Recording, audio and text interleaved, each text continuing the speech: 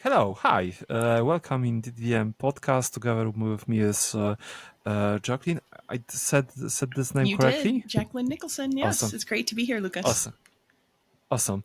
Can you tell me a little bit about yourself and your professional background in connection to the data? Yeah, absolutely. So I've been in sales for quite a while, but I actually began my career in clinical research and development in the pharmaceutical industry, which is 100% about gathering data. So it's gathering data on how the therapeutics are working for patients and doing research with respect to clinical data. So that was really the very start of my career. And it's something I've been passionate about ever since. I'm an engineer by education. So somehow I ended up in sales. But being an engineer, obviously, that is something that is really mathematically driven as around data and facts. And so for me, it Mm-hmm, was a natural thing for me to, end up where I'm at today. So before I actually became a sales professional, I actually used to buy technology, both when I was in the pharmaceutical industry and then when I, would go and work in the pharmaceutical industry selling to it, I would also work with, with vendors who were providing services and data. And so it was a very important part of my ecosystem. And so that mm-hmm. to me has really made all the difference, is really understanding how data works and how it helps you make better decisions, both, in the life sciences space as well as within the sales and B2B community. Mm-hmm. Can you speak a little bit how you are solving the problems using data, or maybe what problems you have or your clients have, which can be solved by data? Yeah. Well, the decisions that we make are only as good as the data that goes into those decisions. And so to me, it's part of the DNA of everything we do from a day to day basis in terms of how we Mm-hmm, serve clients, how we make business decisions. It's really about the data. And if you think about one of the most exciting technologies, I know that we'll plan to talk about technologies that we're very excited about, both in and mm-hmm, around data, but obviously AI is the big thing, but AI is only as good as the inputs that go into it. So you garbage in, you get yeah, garbage out. So what does AI exactly. rely on? It relies on data. So even though AI is very exciting, the underlying data is perhaps even more important. So for me, I use this on a day-to-day basis, as do my clients. So I use data in decision making around which customers or prospects to speak to. Who is showing buying Mm-hmm, intent, and I use my own company's tools to do that. I use things mm-hmm, like LinkedIn Sales Navigator to do that. So who's showing intent? Who is showing propensity to buy? Who's in the market? mm-hmm, Who are hiring for the kinds of roles that are indicative of solutions that we may want to sell to customers? So that data is very important to me because it talks about the mm-hmm. right people in the right companies and approaching them at the right time. Like this sounds very interesting. And how are you doing that? Like how you are Mhm. making sure that you have the data about, for example, you have someone from, I don't know, some company, and you would like to data about when to approach them and Mhm. what to say to them. Mhm. Do you have some kind of solution on Yep. that? Yeah, there are actually a lot of companies that do this. I actually happen to work for a company that does that, and I know this Mm-hmm, is not a commercial for the company I work for. I work for LeadSpace, and that's what we do. There are a lot of companies that help you to do this, whether you're a large mm-hmm, enterprise or whether you're a small company. Tools that help you mm-hmm, identify customers that are in your ideal customer profile and in your total addressable market. So that is mm-hmm, what's a TAM and an ICP made up of? It's made up of data around the kinds of mm-hmm, companies that buy from you. And so where we get this data, it's really, think about your own first party data. So what mm-hmm, deals have you won and lost? What did the customers that you won and that you work with look like? What do deals that mm-hmm, you lost look like? So it helps you to identify the right kinds of companies to go after and the right buyers. mm-hmm, Because if the timing's not right, of course, then there's no amount of money in the world that would make somebody buy something at the wrong time. So if they're not in the market, they're not in the market. But there are a lot of signals from things like intent, any kind of buying signals. There are a lot of companies that do this where there's bid stream data that shows you mm-hmm, exactly what kinds of companies are visiting your websites. It's anonymized data at the company level, but it might tell you that, Lucas, mm-hmm, a lot of people from HP or from Microsoft are looking at your company. You may want to reach out to them because they're showing a lot of interest in your company. And so that's how we mm-hmm. use that. And that's the kind of data that our customers use from us. Mm-hmm.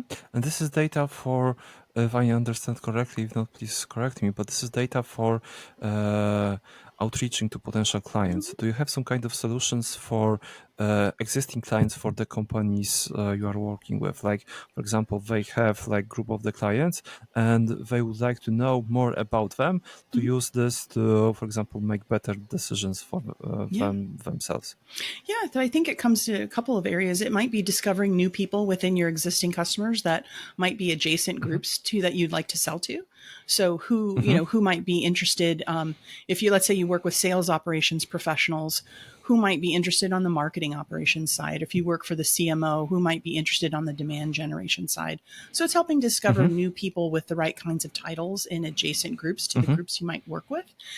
And I think it also can help inform your decisions if they are showing intent towards a competitor of yours. So let's say it's Mm-hmm. an existing customer and you want to protect against churn.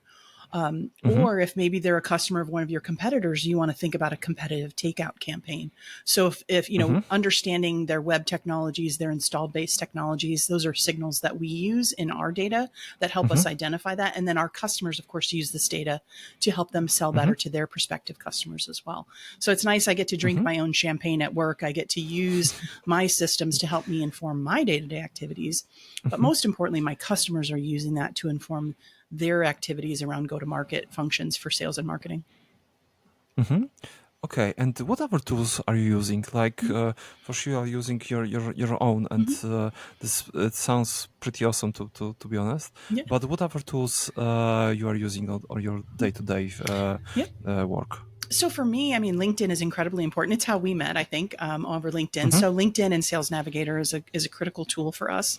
Also, our own tool, which I've mentioned, LeadSpace, but I also use Mm-hmm. Salesforce, and then we have a Mm-hmm. marketing automation platform that's built into that part. So we'll use that, and I really like Mm-hmm. SalesLoft in terms of building out cadences.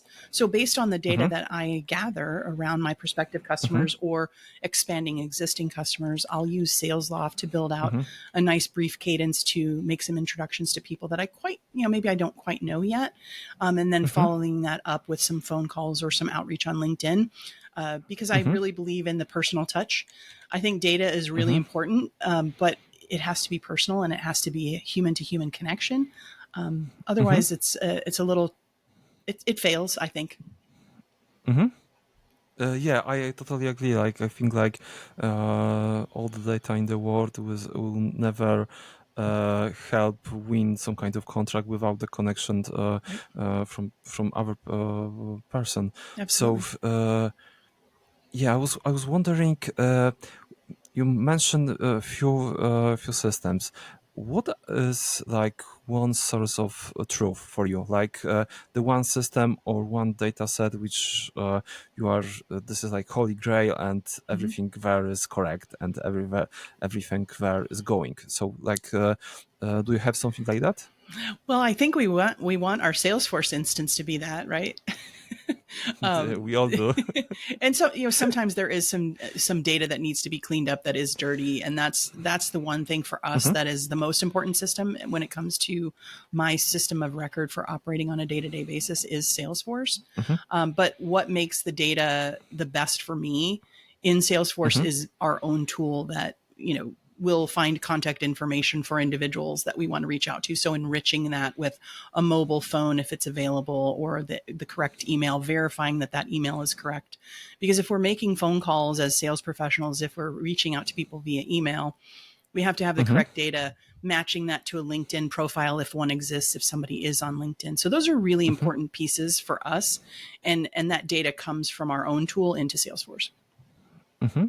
You mentioned making sure that we don't add garbage to our systems and cleaning of the data. Mm-hmm. How are you doing that? Like, what processes or maybe systems you are using to making sure that data is sufficiently clean? Oh, so we actually use our own system. We use LeadSpace to do Hmm. that data cleanup. That's what we use. So we're blessed to, like I said, drink our Hmm. own champagne to be able to clean that data up. Because what LeadSpace Hmm. is consisting of is over 30 sources of 30 Hmm. sources of third party data that is available to us through our partnerships Hmm. with these data providers. And so Hmm. instead of it being one place that you go to, one proprietary set of data, we have Hmm. over 30 sources. And so for us, that mitigates the risk of a source being incorrect. So, for example, Mm-hmm. if you moved on to a new company within a few months, one source of data may have your new email address, the other may have your old email address. And Mm-hmm. the question comes down to what confidence level does one have in the data points that you're Mm-hmm. using? And I believe that the multi source approach is the best approach. So, for me personally, if I weren't able to use my own tool, I would be verifying through Mm-hmm. multiple channels. So I'd be looking for social verification. Does this person have a Mm-hmm. LinkedIn profile? Does this person have a Twitter profile? Am I confident that they're working at that company? Can I validate that their email address is correct? So the multi-source approach to me is a game changer. Mm-hmm. Okay, and what about the process? Like you mentioned data sources, data about the clients. For example, someone would like to use your solution or use your processes you have. How this process from their point of view should look like? For example, they have access to its space and Mm-hmm. where they should start to make Mm-hmm. sure that they are making correct steps to the goals. Yeah, so I mean, I think part of it is we take care of that for our customers. So Mhm, that's what we do for a living for our customers, is making sure that we're giving them the best possible data about companies and people, and mhm, constantly, this is on a as near real time a basis as it can be. Whether intent data is something that mhm, is updated on a weekly basis. A lot of company and person data is, company data doesn't change that much, so you don't often see mhm, companies changing websites and addresses very often, so that's a little bit more static. And person level data can be more fluid, right? So somebody might get a promotion and a new title, or they may move to a new company. So that seems to, change more frequently. So that's part of the mhm, process, is us keeping that data fresh for our customers. But I think also part of the process for us personally is that data needs to be programmatically available in the systems that matter. So you mhm, don't want to be going to another tool necessarily to look up mhm, contact information for Lucas or learn about Lucas's company. You want to be able to have that available in your Salesforce record or in your HubSpot mhm, record, right? So it's more practical and more actionable and automated if that data is updated programmatically. And so that's part mhm, of the solution. And I think that's most important, is whether you're updating data through direct APIs into something like a mhm, Marketo or Eloqua or Salesforce, or whether you're, mhm, working in a HubSpot environment or something else via a direct API, that data being mhm, available in the systems that matter to you on a day-to-day basis, like a sales loft, mhm. something like that, we believe that that should be automated and programmatic. And I think that, Mhm. because Okay. if you're looking things up manually, you're just behind the curve, and you're taking too much time to do things. Mhm. Okay. And what about making decisions and maybe suggesting what the decisions make based on the data? If I understand correctly, you Mm-hmm. have this sources of third-party data providers, and you are enabling them to your clients. What about for them, like how they should, from your experience, make best decisions Mm-hmm. based on this data? If this is some kind of process they should go to, like use this data efficiently. Mm-hmm.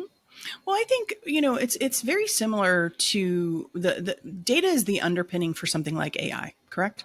We Mm-hmm, we agree about that. And so if AI is only good as the data that's a part of it, the data that's a part of it is only as good as the humans that make the decisions based on what the data and the AI are telling us. So you can't forget the mm-hmm, human component. The systems and the mm-hmm, data are incredibly important, but who at the end of the day is actually conducting a transaction or providing a service? mm-hmm, It's you, it's me, it's our colleagues, it's people, right? And mm-hmm, so we can't forget that human element. So the data is extremely important. So if you give sales teams or marketing teams bad data, or mm-hmm, so the AI output is incorrect, you have a bad list for a campaign, it's going to be a waste of resources and time, but it also leaves a bad taste mm-hmm, in the mouths of the humans that are on the receiving end of it. So if you and I get a cold email that talk to us about tax compliance software, and neither of us work in tax compliance, we're going to scratch our heads and wonder what on earth kind of automated tool decided that Lucas and Jacquelyn work in tax compliance.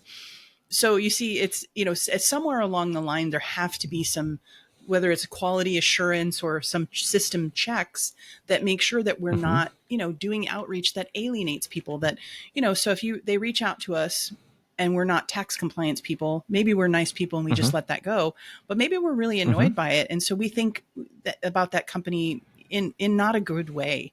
And so it can ruin your brand. It can ruin your brand reputation. It can ruin your personal your personal reputation, excuse me. So if I have if I'm working with all of this data and AI tools and I'm sending out thousands of cold emails and I'm reaching the wrong audience, then Jacquelyn looks foolish. Jacquelyn's company looks foolish. And so I think it's really important that we have an element of human intelligence applied to all of this. So, it's great to create a sequence and a cadence and to look at this campaign, but then I want to say, like, wait a second, are the people I'm reaching out to in this sequence, are these the right people? Do these people care about what I have to say?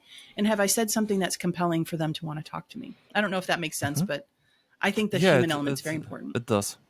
It does. I'm curious about how to make sure that, for example, you have data about people who care about potential product, for example, your client may have to sell, like how they should look for this kind of information to make sure, like you said, to reach out to people, only to the people who are potential clients for them. Well, I think there's a lot of testing involved, right? And it's feedback from customers. So if you're doing outreach and people are reaching out to you in response saying I'm not the right person, then I think you have to take a look at the kind of data that you have underpinning the campaign or the outreach to say, wait a second, why are we pulling in the wrong people? What's wrong with our systems and our checks and balances that are making us discover the wrong people? Are these people truly in our ideal customer profile or are they not? So the feedback's really important. It's super important to listen to what those prospects and customers say back to you. So if I'm missing the mark, or if people aren't responding, I have to really take a second look at that. So I think that's important. Okay, you mentioned AI, and we talk about human factor and how this is important. But let's go to the AI and leave a human factor for a minute. Yeah. What do you think about AI in your world? Like how you see using an AI right now is beneficial for your work? I think it's absolutely huge. It's such a huge benefit because it can help us to automate or shorten tasks that used to take quite a bit of time. For example, in company research. So if I wanted to do research on a company or a department within a company or even an individual, it's far more, it's almost like it's obviated the Google search, right? So I'd rather put something into Poe or Chat GPT to say, tell me all that I need to know about X, Y, and Z. It's almost better because it will go out there and look for data points that would be relevant to me. And then I can use that to go ahead and accelerate my research. But what it will never take the place of is a conversation like this that you and I are having, right? It will not take the place of conversations between people. It will not take place of real world interactions with you and I shaking hands and sitting down and having a cup of coffee, right? In the hot Polish summer, maybe we'll have an iced coffee, right? So we won't have a hot coffee for you today, but think about it, so it won't replace that. So for me, it's also only going to be as good as the data that goes into it, right? So if it's pulling in wrong information, it's going to put out wrong information. So the assumptions, the models, they need to be trained, they need to be refined, and we need to make sure that we're putting in quality because otherwise we will not get quality out. And I think for me, the reason why I'm so excited about it is it just has such potential.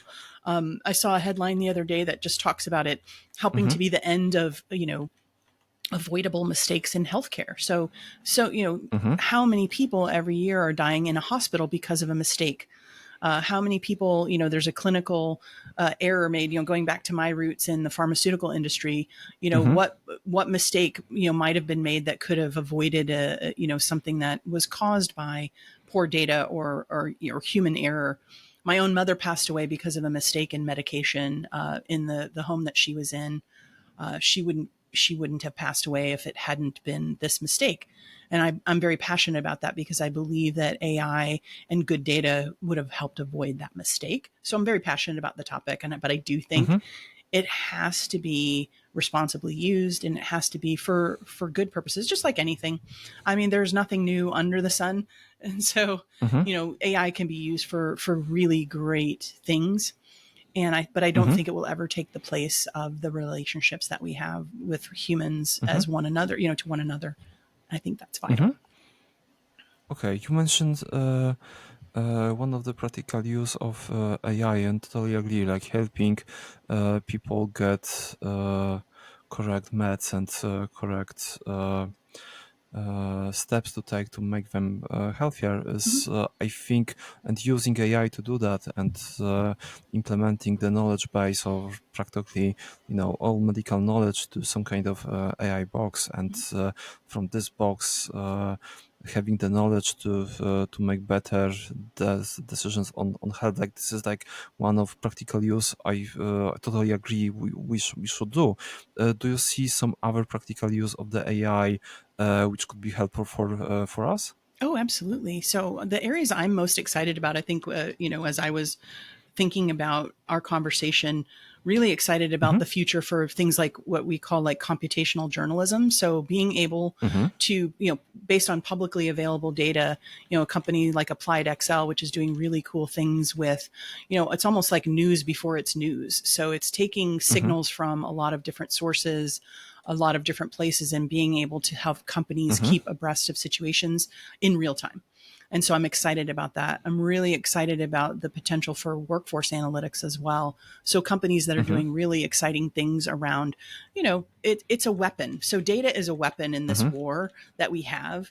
And so to me, data used in the way that helps us understand what are our biggest risks as a company, where Mm-hmm. are we at risk competitively from events that are macroeconomic events, from events that are happening around us, not only with our competitors but our customers. So where do we have risk, Mm-hmm.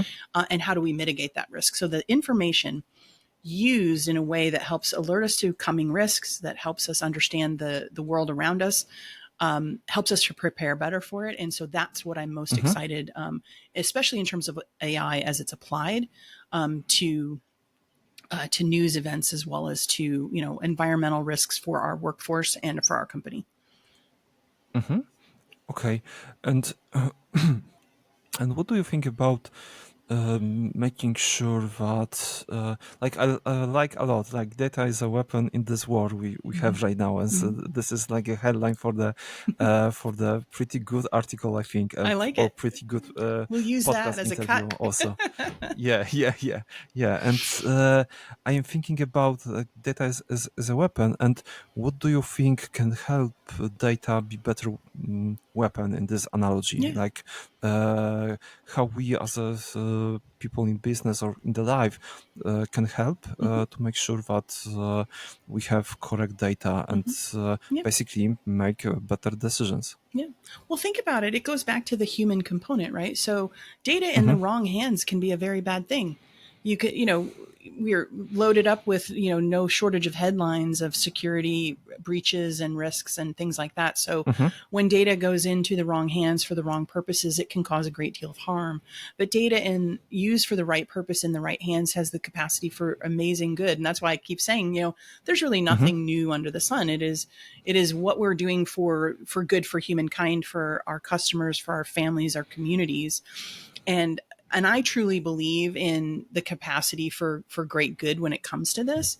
It's just a matter of using our voices, speaking up when we see something that is not correct, that is data that's being used in a bad way, and coming to Mm-hmm. the defense of the defenseless. It's something that we all have a responsibility. We can't just sit back on the sidelines in this war, right? So Mm-hmm. data can be used for great things again. Mm-hmm. And if we are good stewards of the time that we live in, then we'll speak up and we'll Mm-hmm. use it for good, and we will speak up when we see it not used for good. And I do believe Mm-hmm. that the good will win in the end, and will drown out any ill intent in terms of how Mm-hmm. data can be used in that weapons, because weapons can be used for good. And that's what I'm Mm-hmm. hopeful about. That's what I'm excited about, is the great potential that Mm-hmm. it has to do good. Mm-hmm. Okay. And I know. Probably AI will take over the world like in 1 to 2 years. Like this will probably be the mid questions. We'll fight for our survivor somewhere in the world. But if this won't happen, what do you think will change in data world in like 1 to 2 years?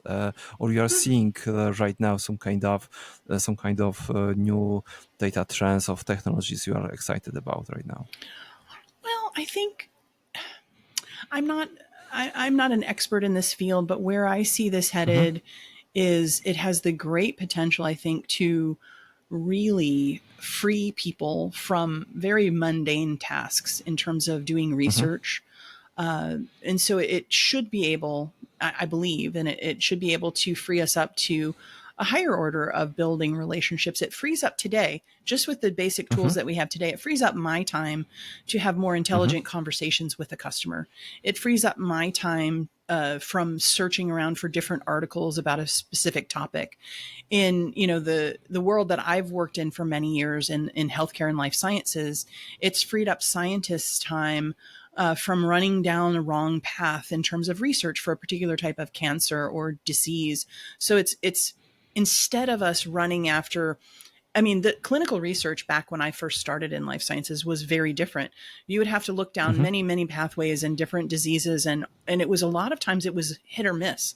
It was a lot of mm-hmm, guesswork. Today we don't have that. So with all of the different tools that we have at our disposal now, whether it's molecular diagnostics or targeted gene therapies or research that can be done mm-hmm, at a very specific level, to me mm-hmm, that's very exciting. So those trends, I think, are personally to me very exciting from not only the healthcare standpoint, but even from a technology standpoint.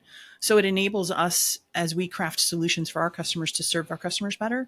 It enables mm-hmm, healthcare providers and companies to serve their patients and their families better. And so for me, those are the areas I'm most excited about. mm-hmm. Okay, thank you for that. Okay, and You're welcome. thank you for being a part Welcome. of DDM.fm podcast and sharing your answers with all of us. You're welcome. It was a truly pleasure. Well, it was an honor to be here, Lucas. I can't wait to talk to you again, and I really wish you a lot of success. Thank you. Thank you.